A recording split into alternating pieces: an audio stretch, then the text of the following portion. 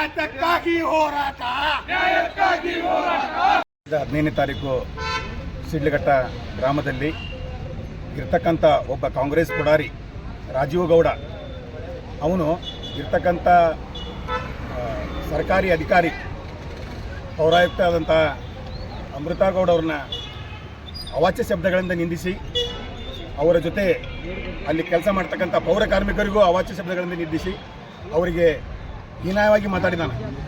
ಅವನು ಮೇಲೆ ಎಫ್ಐಆರ್ ಆಗಿದೆ, ಆದರೂ ಇರ್ತಕ್ಕಂಥ ಪೊಲೀಸ್ ಇಲಾಖೆ ಅವನು ಅರೆಸ್ಟ್ ಮಾಡ್ತಾ ಇಲ್ಲ.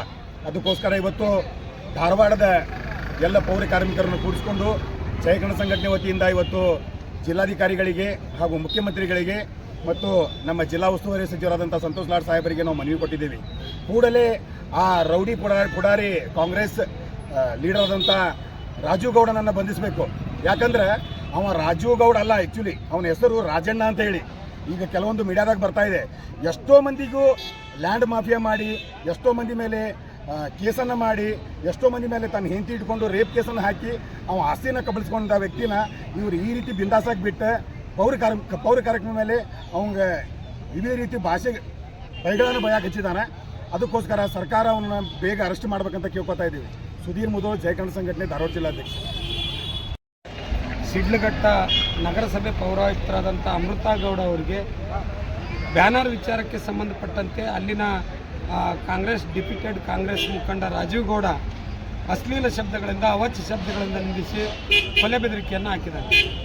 ಇದು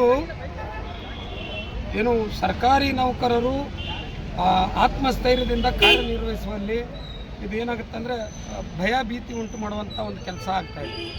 ಮುಖ್ಯಮಂತ್ರಿ ಸಿದ್ದರಾಮಯ್ಯ ಅವರು ಓಪನ್ ಆಗಿ ಹೇಳಿದ್ದಾರೆ, ಕಾನೂನಿನ ಮುಂದೆ ಯಾರೂ ದೊಡ್ಡವರಲ್ಲ, ನಾವು ಅವ್ರನ್ನ ಅರೆಸ್ಟ್ ಮಾಡ್ತೀವಿ.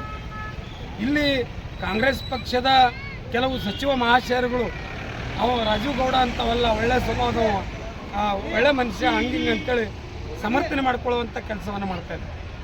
ಪೌರ ಕಾರ್ಮಿಕರು, ಪೌರಾಯುಕ್ತರು